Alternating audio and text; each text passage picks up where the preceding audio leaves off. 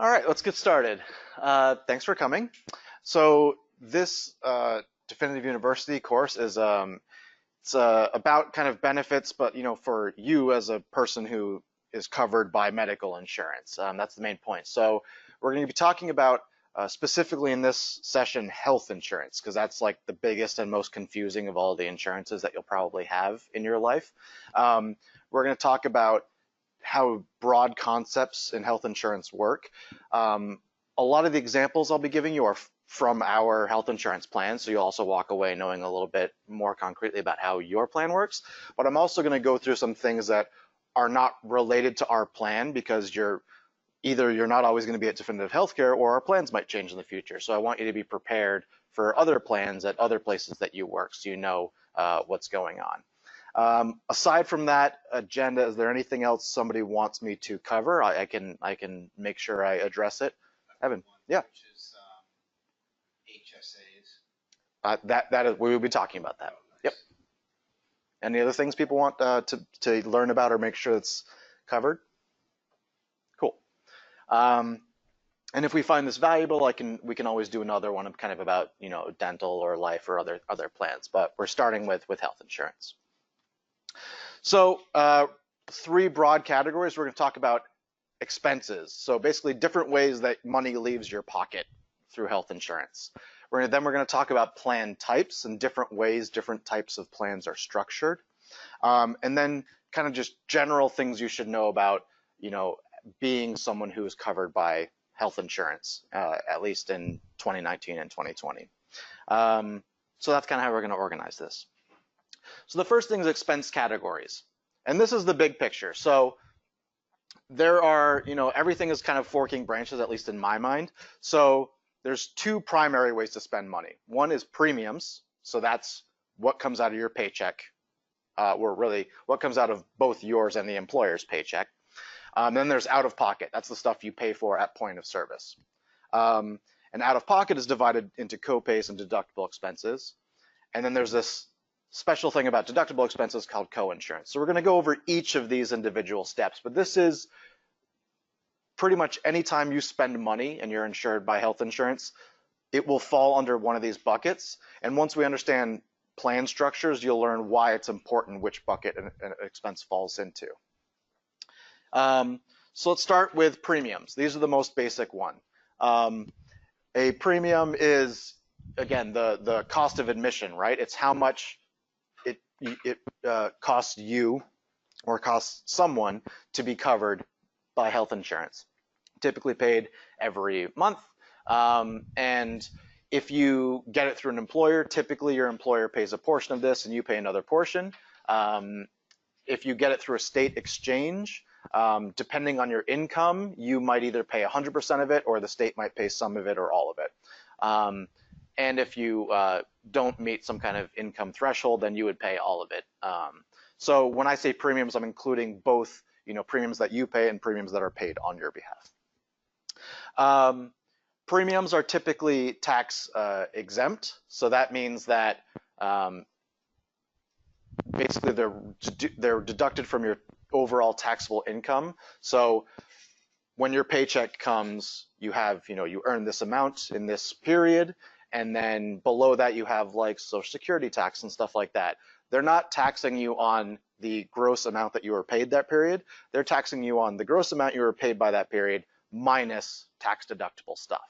So it's just a way of making things cost you a little less money, because you don't have to be taxed on that money. So if you're being charged $60 a month for your health insurance, but that's pre-tax, if it were post-tax, you'd have to be spending like $80 a month, because you're doing it before money's taken out of your account. So that's tax treatment. The reason taxes, well, this goes into a little bit of the history of healthcare in the United States, but around the 50s, during the healthcare, actually just before the healthcare boom during World War II, there were wage freezes, but employers still were competing for a very small pool of talent, because everybody was at war.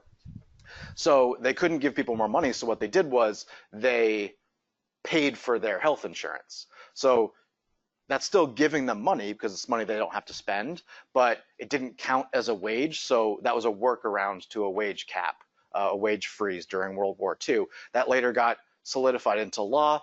And now the employer portion, so whatever definitive healthcare pays, their half of your premiums is also tax-free to you, and it's a tax deduction to definitive healthcare. So it's basically a way of incentivizing companies to pay more, but not directly into your pocket. And where you stand philosophically with that is between you and your own philosophy. Typically, premiums have an inverse relationship to out-of-pocket expenses. These are two sides of a scale. So the higher your premiums, the more premiums cost you, typically the less you're going to pay on the out-of-pocket expenses.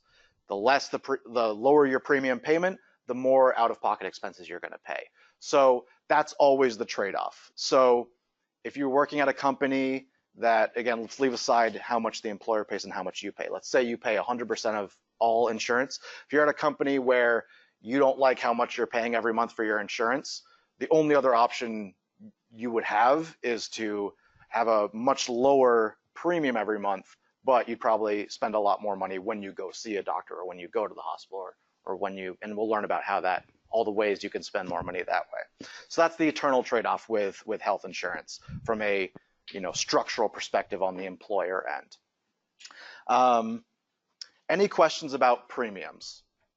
This is kind of the most basic thing that we're all very aware of because we pay for it every month. Or if you work at definitive healthcare, you might not pay for it every month, which is yay, definitive healthcare. Cool. So let's go to out-of-pocket expenses next. These are the ones you are most familiar with because they're the ones that you take out your credit card for the most. So ever since the Affordable Care Act in 2010, all health plans have to have an annual out-of-pocket limit, meaning all the stuff that happens below that's rolls up to this out-of-pocket number, you will never pay more than, in our plan, $5,400 per individual or $10,000 per family. So we also have a prescription out-of-pocket limit. So no individual in a family, whether it's an individual plan or a family plan, no individual will pay more than $1,000 for a prescription, which again is well within the range of most, we'll say normal usage. But if you're a person who has, a rare disease or needs some specialty prescriptions, that kind of out-of-pocket limit is very, very, very helpful. So yeah, all health plans have to have an annual out-of-pocket limit as of 2010. Tax treatment. So out-of-pocket means you've already been paid, the money's in your bank account, and so typically it's post-tax.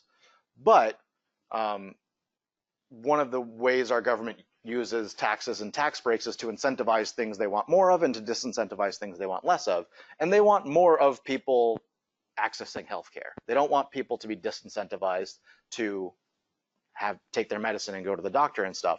So they've created several different types of tax shelter for out-of-pocket expenses. So we know premiums are tax-free, and I was going to say FBI, the IRS has set up structures that help you have your out-of-pocket expenses be as tax-free as possible. There's different ways of doing that, and we'll go into detail about which of the different plan types these apply to. But there's a FSA, which is a flexible spending account. That's what we have here. So that's where you contribute some amount of money and you get a debit card and your money's on that debit card, and that's tax-free. So again, in the same way that the premiums you pay are taken out of your gross pay amount before taxes are calculated, if you contribute to an FSA, exact same thing. Whatever you're contributing is taken out of your gross income, and then they apply taxes to that. So that's the situation with FSAs. HRAs these are a little bit different. These are not funded by you, they're funded by your employer. But in other ways, and other than that, they're very similar to FSAs. So you don't have to pay taxes on it because the money's not coming from you, but your employer gets a tax break for providing it to you. And last but not least is an HSA, which is a health savings account.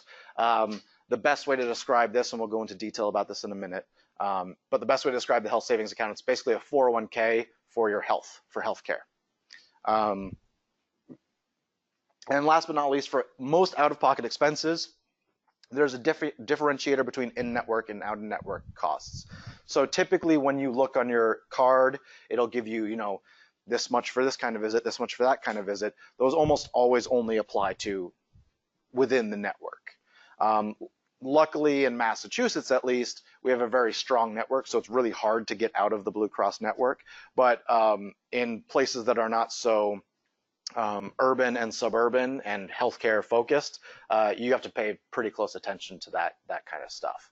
And also, if you're, you know, Blue Cross is one of the stronger, actually, I think the strongest network that we have. But if your company goes with, you know, Harvard Pilgrim or something, some insurance that's not kind of at the top of the chain, but they go kind of lower down to price to cost manage, then you'll have to pay more attention to that too. So if, you know, and that's largely geographical, right? Blue Cross is super strong here. It's not especially strong in the Midwest.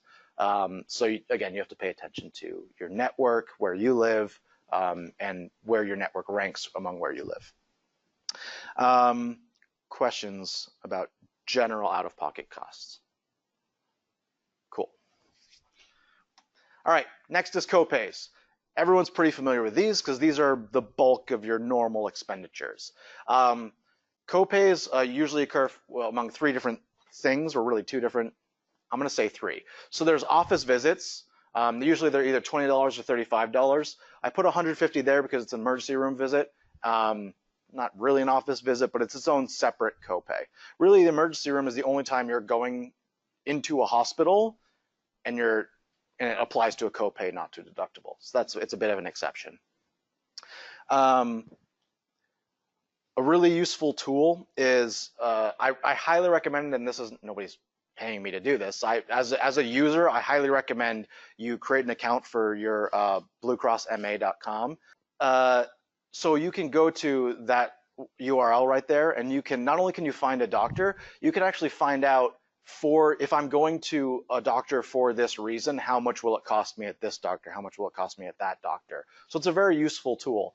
If it's kind of your routine office visit, you know, it's either going to be $20 or $35, but once we get to the deductible expenses, that becomes very salient.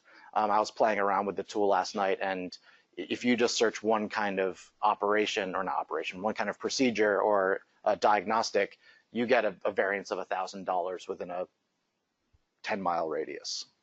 So very useful tool to use. Then we have prescription copays. That comes in a tier. If you're a tier 1, it's generic, very cost effective. Tier 2, 30, and then specialty is 50. I will say about the tier 1, you can often pay less than the $15. 15 is kind of the cap, but I'm on 2 maintenance medications that I take every day. And I think I pay they're generic, so I think I pay like $2 every month for my prescription. So it can get lower than 15, but it's going to cap at 15 if it's in that tier. And again, there's a URL here for Blue Cross MA as well. And this, as you can see, some medications are not covered. Again, usually specialty medications. So you can find out if your medication's covered. And what's really cool about this tool is if your medication isn't covered, right below it, it gives you a list of like medically equivalent medications that are covered. So if you ever have a problem, you can say to some pharmacists are set up such that they can automatically shift you to one that's equivalent, some can't. So if you ever have a problem, you can tell your doctor, this isn't covered, take a screenshot, say these 5 things are covered, will one of these work? And then your doctor can tell you yes or no. I haven't come across, since we've had our plan for a few years, I haven't come across anybody yet saying that they've had trouble with their medication being covered. But again, we have a pretty solid healthcare plan that's definitive, in my opinion. The important thing to remember about copays is, well, visually, I made a point there, but they're not tethered to the deductible, and that will become salient in a moment. But the only way that copays and deductible are related is that if we're going back and up to out-of-pocket, they both contribute to that out-of-pocket maximum. But in no other way are deductible expenses and copay expenses related. So keep that in mind. A lot of people have are confused by that when they see an amount of their deductible. They think, well, if I'm paying for prescriptions, that goes to fill that amount. Not at all. Copay expenses are their own thing. Deductible expenses are their own thing. They're only siblings because they both go up to out of pocket. Questions about copays? Cool. So deductibles are typically the most confusing thing about most people, or confusing thing to most people about healthcare. They really are the things you pay for that you don't pay copays for. So again, out-of-pocket expenses, something you're paying, with your wallet. Either it's a copay, which is typically a hospital office visit or an emergency room or prescriptions. Everything else tends to fall under deductible. Most common ones are if you're admitted to a hospital or if you have an outpatient procedure in a hospital that's not related to an emergency room. So if you have a day surgery, appendectomy or something like that, that's still a deductible expense even if you're not admitted overnight. All of your medical imaging, x-rays, MRIs, CAT scans, PET scans, that kind of thing, typically non-preventive blood tests. So if you have your annual physical and part of that is a blood test, that's not a deductible expense because of the Affordable Care Act, but other blood tests, diagnostic tests tend to go towards deductible expense. Some rehab like occupational therapy, physical therapy, I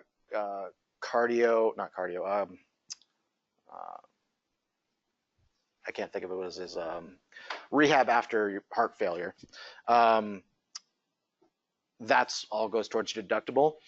Strange thing about that kind of rehab is that once you hit your deductible expense, then that kind of shifts over to a copay. So some things are strange in that when you're at your deductible, then you start paying kind of a set $35 per visit. But there aren't many of those. And then durable medical equipment. So everything from crutches or wheelchairs or stuff like that. Respirators, if you have sleep apnea, those apnea machines, those are all durable medical equipment. And prosthetics. Those are all deductible expenses. Questions about those? Is there a cap to your deductible? That's a great question. So the reason deductibles matter is because they have a cap. So copays don't have a cap other than they're tied to the out-of-pocket max. But deductibles have a separate cap. So there's a deductible cap and an out-of-pocket cap. So at Definitive Healthcare, the deductible cap is $2,000 for an individual, $4,000 for a family. Go ahead. Is that 2,000 per incident? Nope, per individual. Yep. Deductibles are over the plan year. This thermometer fills up, and once it hits 2,000, your deductible is met, and then other things happen that I'll talk about in a second. Yep, but that's not per incident at all. There used to be, before the Affordable Care Act, there's a lot of per incident coverage and lifetime coverages. Most of that's gone away. So once you hit your deductible cap, other things kick in, which we'll talk about in a second. That's where coinsurance comes in. And obviously your deductible goes to your out-of-pocket maximum too, right? So if you, the quiz here is, again, I would use the tool right now, but it's down. But if you have a hernia operation is about $1,800. So you have a definitive healthcare plan where the deductible is $2,000 for an individual, $4,000 for a family. What are you going to end up paying? $1,800, right? But if you then have, God forbid, another hernia, how much would you pay for that? $200, and then you're done, or at least you're done as far as this slide is concerned. So that's how that works. And that's $2,000 per individual, $4,000 per family. If you have a family plan, each individual in your family caps at $2,000. So even though your family plan is $4,000, no one very sick person in your family is going to cost $4,000 in that way in a deductible expense. Yep. You also said the out-of-pocket for a family would be you can't spend more than $10,000, or you said maybe $500, $500 for an individual. So then how would you really meet that 5,400 if your deductible is capped at 2,000 and I don't reckon your copays, I mean at 20, 35 or 150 you're gonna amount to 50. Why, Paige, that's a wonderful question. That's where it brings us to coinsurance. So the short answer is in our plan, it's never going to happen. It's impossible. Most plans, however, after your deductible is met, a thing called coinsurance kicks in. And so what coinsurance is, usually you'll see the phrase like this plan after deductible, 20% coinsurance or 30% coinsurance or something. So what that means is any amount over and above the deductible, you're paying 20% of it and the insurance company is paying 80% of it. That's what coinsurance is. With our plan, we don't have coinsurance on almost anything other than durable medical equipment. So that's how you get to that big out-of-pocket max. So once you hit your deductible, the only ways to get to the out-of-pocket max are a whole crap ton of copays or coinsurance. At Definitive Healthcare, we don't really have coinsurance, so it's really just a whole crap ton of copays, which is mathematically basically impossible at our company. So when I try to tell that to people when they first come here, where is it? And they see that, you know, our limit is $10,000 a year. I'm just like, if we had coinsurance, that would be a scary number. It's very hard to get to that number. When you don't have coinsurance, it's a lot closer to the deductible is what you're going to end up paying. Again, that durable medical equipment sometimes is needed, so I don't want to give people a false impression, but that's really the only thing we have coinsurance on. And again, there are some things like the physical therapy, occupational therapy, where once you hit your deductible, that turns into a copay, so you can pay marginally more than your deductible expense. But again, it's all marginal. Evan. How about things that the insurance doesn't cover? Like, I'll give you an example. Mm-hmm. Incredibly, like if you have a colonoscopy, because I had the unfortunate pleasure of having it this year. Age. They don't cover the drink for it, the insurance company. It's like very surprising that there's a loophole. Okay. So they don't cover the drink. So since they don't cover the drink, does that go towards your out-of-pocket? If it's uncovered, it's not on this map. Oh, okay. You're just SOL. That's good to know. Yeah, sorry about that. Although the out-of-pocket things I was talking about with HSAs and FSAs and stuff, those tend to cover that. So at least you get, if you're in the 25% tax bracket, at least you get a 25% discount on that. That's not how math works, but you get what I'm saying. Good question. Okay, so I'm gonna do a quick test for everybody. So everybody has a piece of paper. Okay, so here in front of you is Definitive Healthcare's plan, with one exception. I put 20% coinsurance just to make it an interesting exercise. So a hip replacement, the sticker price is about $23,000. Let's keep it simple. Say you're on an individual plan. How much do you spend? And again, in this hypothetical scenario, there's 20% coinsurance after the deductible's met. $5,400, that's right, because if there weren't such a thing as an out-of-pocket maximum, it would have been 62, but because you can only spend so much cash on this plan, you would cap out at 54. Make sense? All right, I'm going to do another one. Let's say you are on a family plan and same hip surgery, but your son also has a hernia, because why not? And for some reason, his surgery is very expensive, and it costs $3,000. All right, so the scenario is it's a family plan, right? So let's do it together.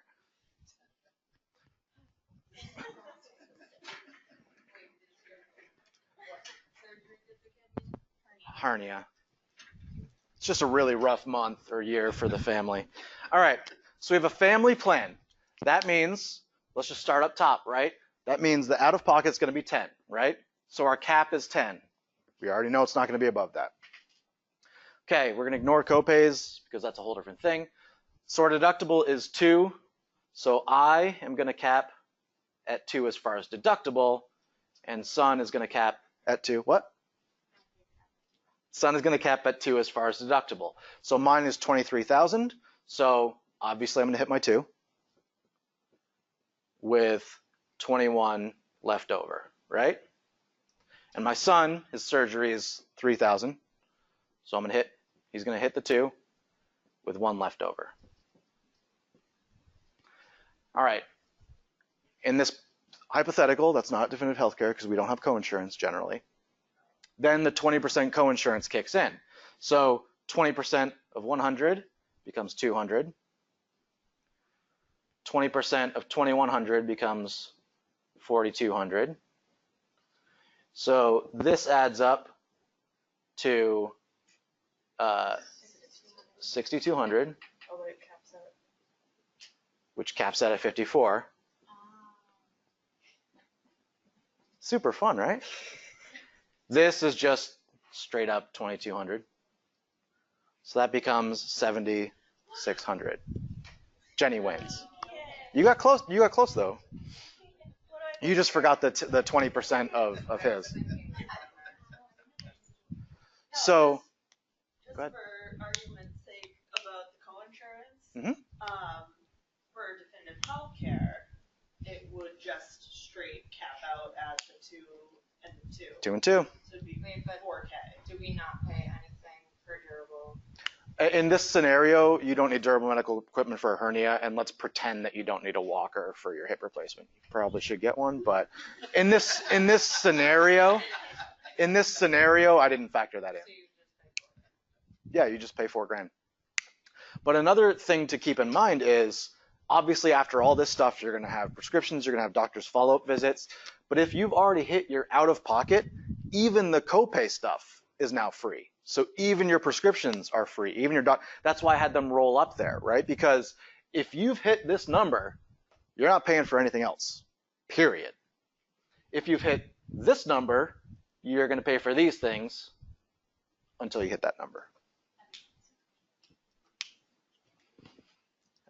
Everybody loves math, right?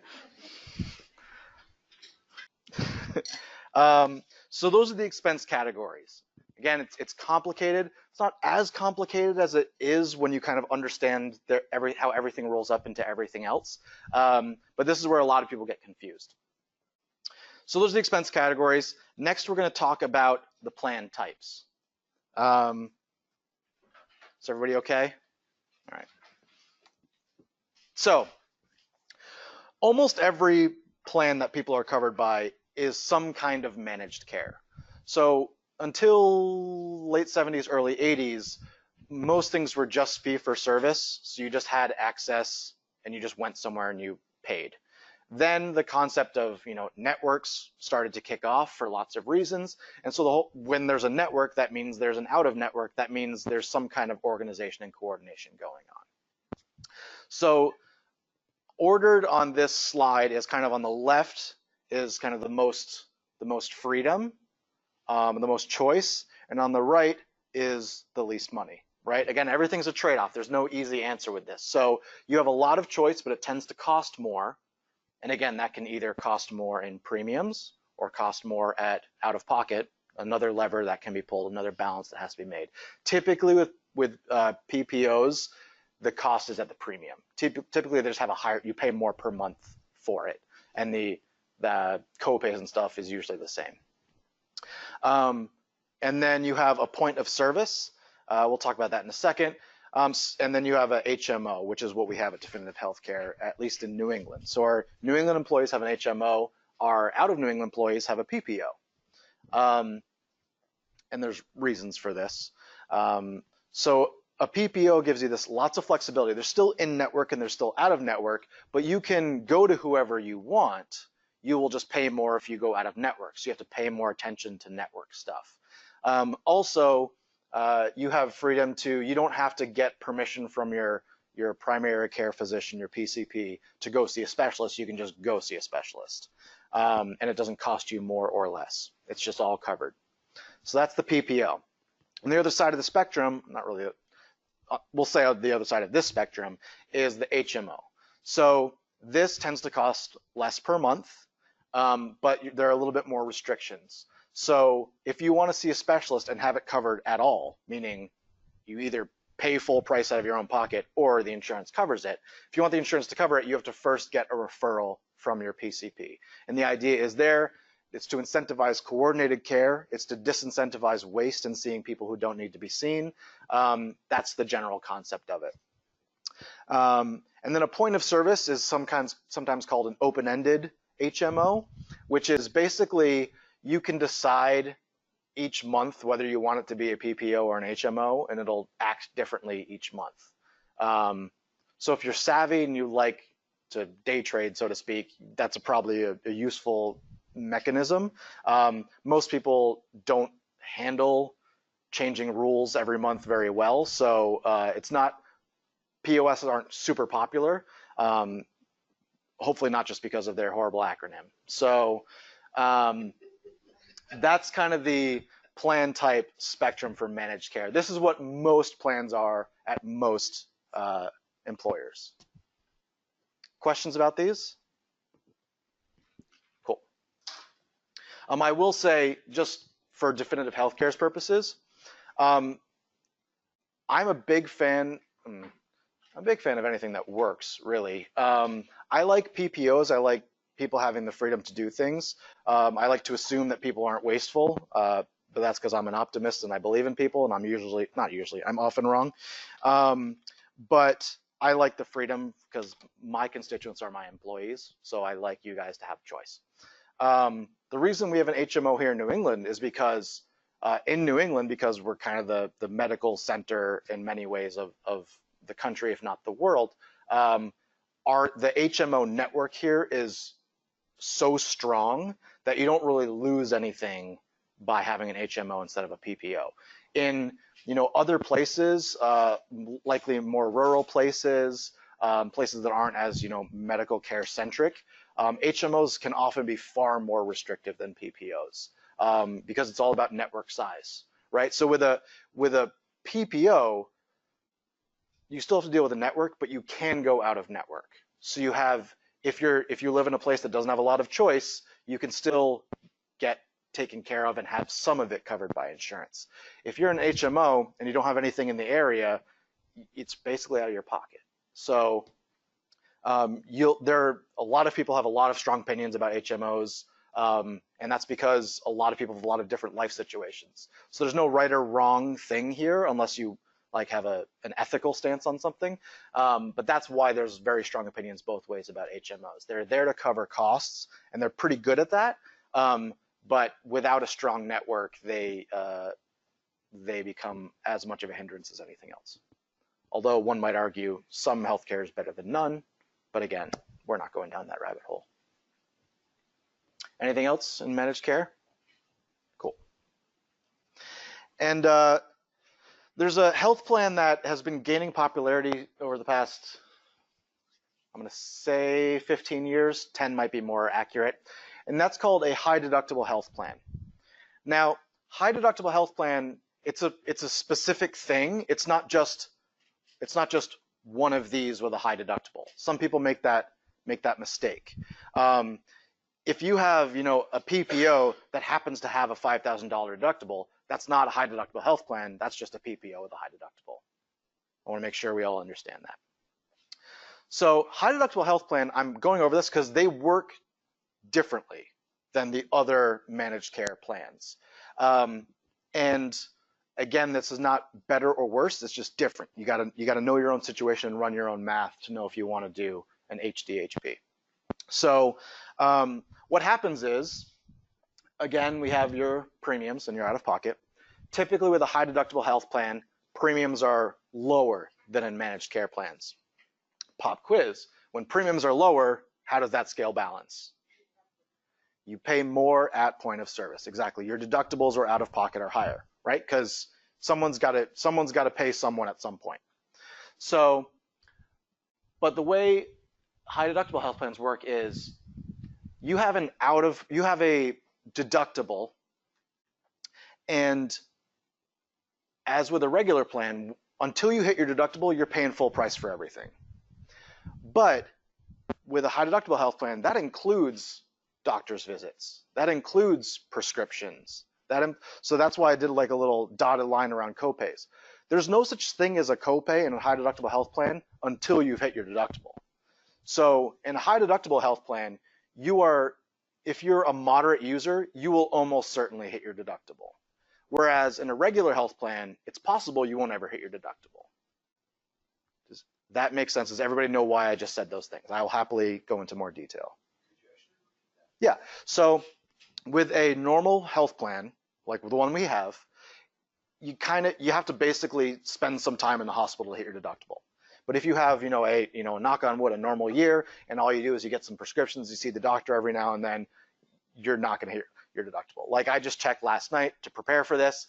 Like I don't have the healthiest family, and we're not even close to our family deductible, just because most of our expenses are copay expenses.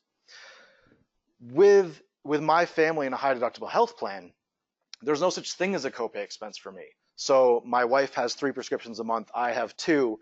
We're not paying $15 for those. We're paying $60 or whatever the hell Blue Cross has negotiated with the pharmacy benefit manager. So every copay we get for going to a doctor, a doctor with a normal plan is like $20 a visit, but with this high deductible health plan, the doctor is $90 a visit or whatever the doctor charges. So you're going to get to that $2,000 a lot quicker.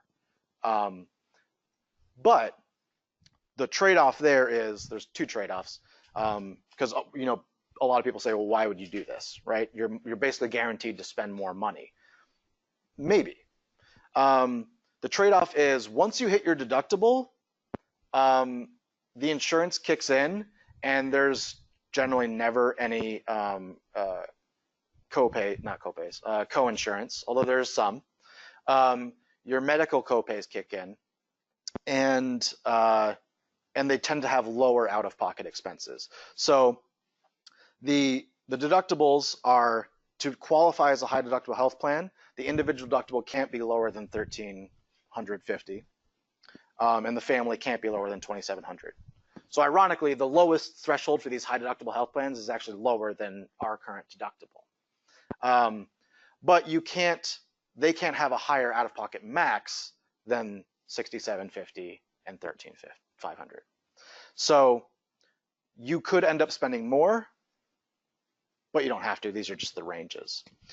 The trade-off with high deductible health plans is they make a lot of sense for 2 categories of people. 3 categories of people. One is people who basically never access healthcare. If you're super healthy and young, and ideally have some money set aside, because you do have to be willing, you're basically self-insuring for, $6,700. So if you have some money set aside and you don't want to pay a lot in premiums, you can actually save a lot of money by doing this, but you're taking a risk that nothing's going to go wrong in the next year. The other group of people that it makes a lot of sense for is very, very high users, which sounds counterintuitive, but the math works out. Because if you are in the other plan, you can have death by 1,000 cuts of copays and insurance, and if you have a family of 5, you'll get to your deductible anyway if you have a sick family. So the math might end up working out that this is better for people who use it more. The traditional managed plans tend to be for the vast majority of people, which means the middle of that hump, but the extremes can do better in other structures, and that's part of the reason high deductible health plan. And the other reason we'll go to right now, which is the tax shelters. So I mentioned these earlier. Another reason why the high deductible health plan is appealing is because a completely different type of tax shelter is available to people only on a high deductible health plan. So I mentioned before that we have flexible spending accounts, FSAs, HRAs, and HSAs. We love healthcare with all of its acronyms, right? So the flexible spending account, as I mentioned, hopefully you're already used to because we have one, right? So you, the employee, and I'll go through kind of on the right these differentiators. So you, the employee, put the money into the FSA from your paycheck, pre-tax, so that's nice. The amount you can put in per year is capped, and it's subject to two possible caps. One is the IRS. Even if Definitive Healthcare really wanted you to be able to defer $10,000 a year for medical expenses, the IRS says no. An individual tax filer can cap out at $2,700 a year for an FSA. People filing independently can cap at $5,400. But your employer can also cap below that.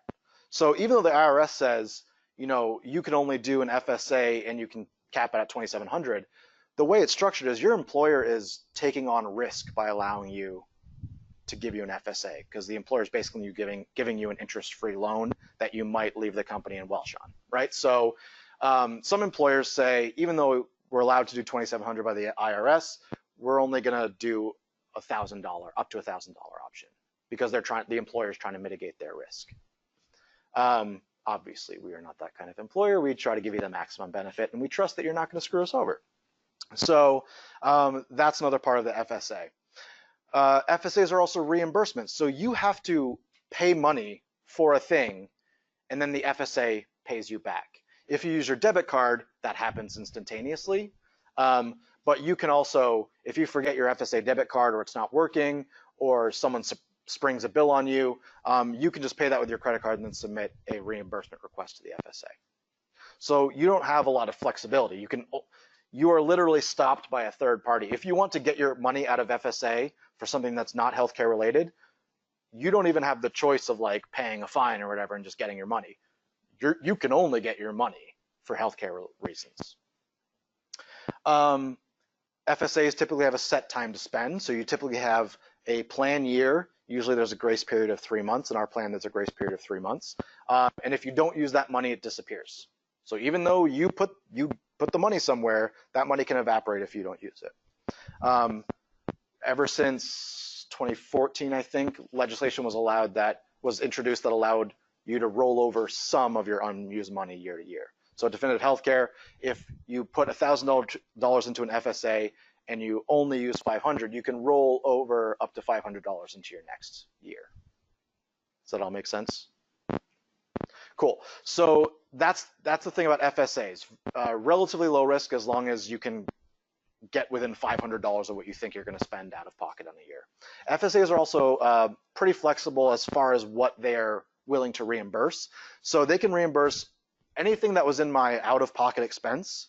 FSAs can reimburse. So deductibles, copays, prescriptions, all of that stuff, FSA can reimburse. But they can also reimburse what you just mentioned, Evan, is something that's not even remotely covered, but is medical related. At least you can pay for that with tax sheltered money. What's that? Contacts. Yeah, I was going to say also vision, glasses, contacts, stuff like that. LASIK surgery, you can pay for with FSA funds. Dental, all the out-of-pocket dental stuff, you can also pay with FSA funds. So FSAs are bigger than just your health plan, but they are tied to your employer. Kurt, just to confirm, if I were to elect to put in the max, so $2,700, you technically, I have access to all $2,700 at the very beginning of the plan year, right? Correct. Yep. So, and that's where I was saying the employer risk comes in, because you sign up for an FSA, you say, I want to put aside $2,700, and then you get your card and you're like, sweet, I'm going to go get my LASIK surgery. And then you go and you spend all the money. And then 2 weeks later, you're like, nah, I don't really want to work at Definitive Healthcare anyway. And you bail. That's a risk the employer took on, and the employer lost that bet, right? Because you at most paid $150 or something into it in your first paycheck. But yeah, the money is available to you immediately. Other questions about FSAs? And with your health insurance, you can log on to the Blue Cross to see where your deductible's at. There's never any surprises if you look. FSAs are the same thing. If you go to mytask.com, you can see how much of your FSA you've spent and how much is left. So if someone has an FSA, I always recommend around like January, because our plan year starts in March. Around January, check out your FSA balance. If you're close to 500, you're probably fine. If you're way above 500, maybe go get some contacts or replace those glasses, because it's your money anyway. HRAs are very, very, very, very, very similar to FSAs, except that the employer funds them. So it's a health reimbursement account, sometimes called a health reimbursement arrangement. So what the employer does is they say, for every employee who is on Plan X, they will get, let's say, we will put $1,000 into their HRA. And then it basically works the same way as an FSA. So you go to a doctor, you pay the copay, then you submit the claim to the HRA, and you get reimbursed. And again, HRAs are very similar. They come with debit cards. They can do it all very seamlessly. The only difference is the employer is the one fronting the money. So that's just, it's similar to how an employer can pay an insurance premium. It's just a benefit to the employee. There's no trade-off other than you continuing to work at the company. But it's the same thing. So it's the employer can determine how much you get in your HRA because it's their money and they're giving it to you out of the goodness of their hearts. So they might only give you 500. You don't have any control over that. Also, it's a reimbursement structure, like I mentioned. You can't lobby your employer to give me 300 of that so that I can, pay my electric bill and I'll pay a fine. And same with FSA, it has a set time to spend. Usually it's per plan year. It has a limited rollover. Some employers don't even roll it over. It's their plan, it's their structure. They can do whatever they want with it. And just like the FSA, it's tied to the employer. If you leave definitive healthcare, you're no longer entitled to those FSA funds. If you leave definitive healthcare, you're no longer entitled to an HRA that definitive healthcare funded for you. So even though you had a balance of $500, it's not your money. It was just there for you if you needed it. Does that all make sense? We don't have an HRA here, but I'm just using definitive healthcare as an example. Can employees ever contribute to that if they wanted to make it bigger, or would you have to have two different accounts, an FSA and an It depends how it's structured. Some employers allow you to contribute. Some employers want to keep it cleaner. You can do an FSA and an HRA together. Other questions? Okay. The last but not least is the health savings account. So of all the tax sheltered vehicles, in my opinion, this is by far the best. Twice as good as the next good thing. But you can only get it with a high deductible health plan.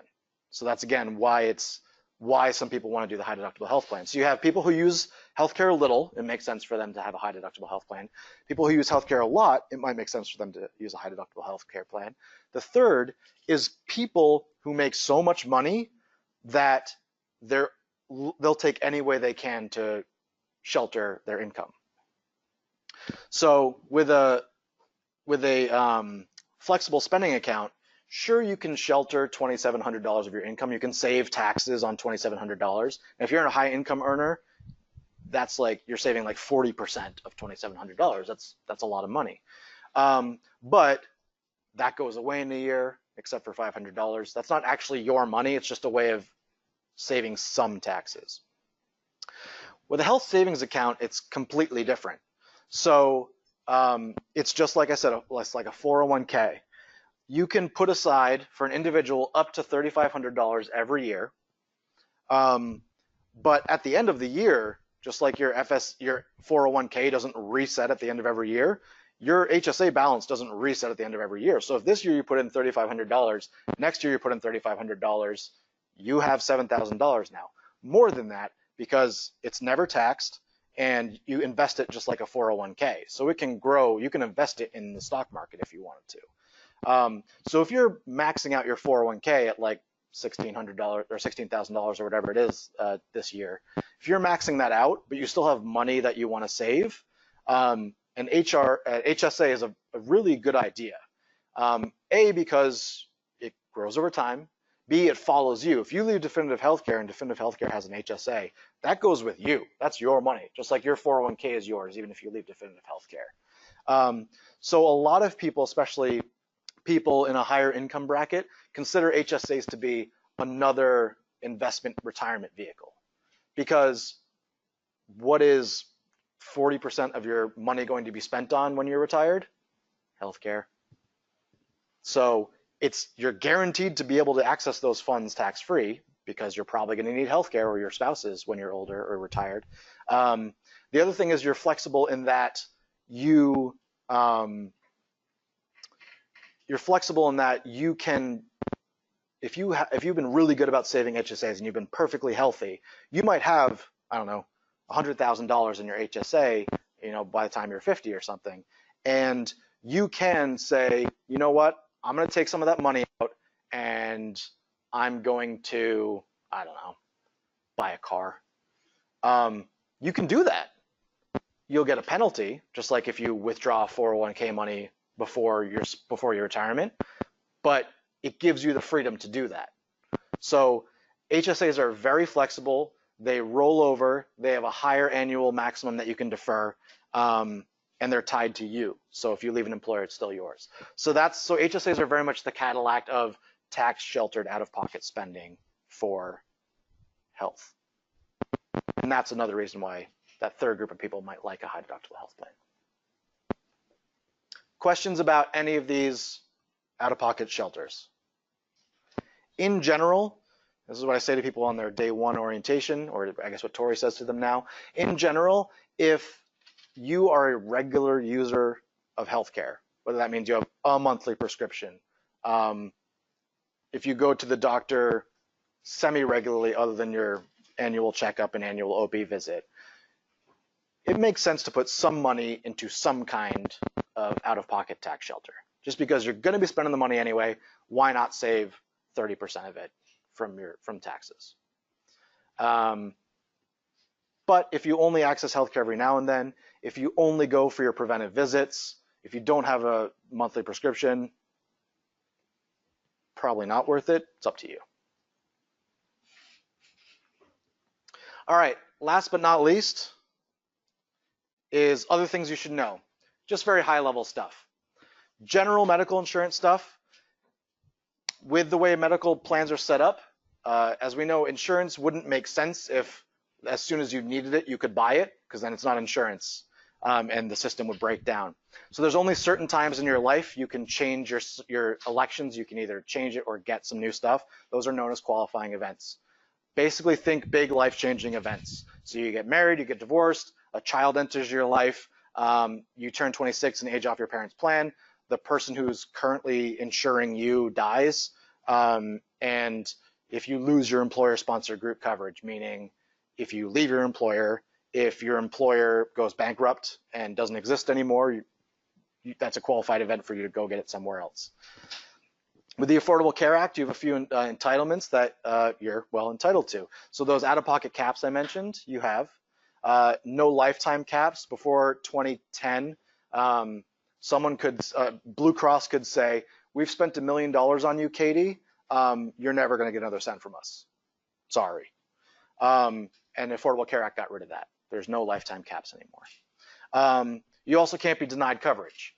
Even if you have a pre-existing condition, even if you have, stage 3 cancer, a company can't turn you away from being insured. They can charge you a lot, but you can't be without insurance because of something that's wrong with you. And last but not least is free preventive care.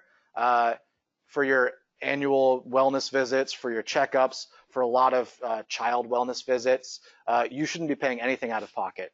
And this is a good reminder that you're allowed to push back against your doctors. They never tell you that because they're doctors. But this has happened before. People say, I was just doing my physical, and when I was leaving to schedule my next one, they tried to charge me. And I was like, I thought this was covered. And you could just say to them, no, bill me after you've filed a claim. You could just say that to them. They have to do that. They just want to get your money then just in case they need it, and then they'll send you a check after 6 months and they figure out that they owe you money. Same way as if your doctor refers you to a specialist, and you find out that specialist is twice as expensive, or you just don't like the way they look, you don't have to go to that specialist. You can say to your doctor, actually, is it okay if I go to this one instead? And typically they'll say, sure, I don't care. So don't forget that. You are, in that equation, you are the customer. Also, Most employer medical insurances have perks, including definitive health cares. We have fitness benefit. So if you are membership to a gym, Blue Cross will reimburse you for 3 months of membership to that gym. Weight loss benefit. If you're a member of like a weight loss program, like Weight Watchers, where you go to monthly meetings, they'll reimburse you for 3 months of those charges. And also there's wellness incentives. There's a thing called a Healthy Me through Blue Cross that if you like weigh in and prove that you're working out or whatever, if you wear a step tracker, you can actually get like cash back at the end of every quarter, like $50 to $100 in cash back for doing healthy things. So those are some perks. And last but not least, there's the whole thing of COBRA. So this is if you ever leave the company, we don't want people to go uninsured between employers. That's a very bad thing for society in general. So you can choose, you can say to your employer, I would like to stay on your plan for up to 18 months. And the employer has to let you do that. Of course, the trade-off is if definitive healthcare is currently paying 100% of your plan, let's say it's $400 a month, and you're paying zero, once you go on COBRA, you're paying 100% of the plan. In fact, often you're paying 102% of the plan because you have to cover administrative costs. So you're still insured, but your employer's not paying your cut of it anymore. You have a 60-day window to enroll, and a nice thing about that is it's retroactive. So if you're going to start a job in 2 months and you just need to survive for 2 months until your health insurance kicks in, you could not enroll in COBRA. And then if something happens to you within 60-day window, you could go back, enroll in COBRA, and be covered retroactively. So that's a fun game of chicken you can play with the universe when you aren't sure whether or not to do COBRA. All right, any questions? All right, well, I appreciate you guys were great. If you have any questions, you know where to find me. The entire HR team is happy to help you out with any of this stuff.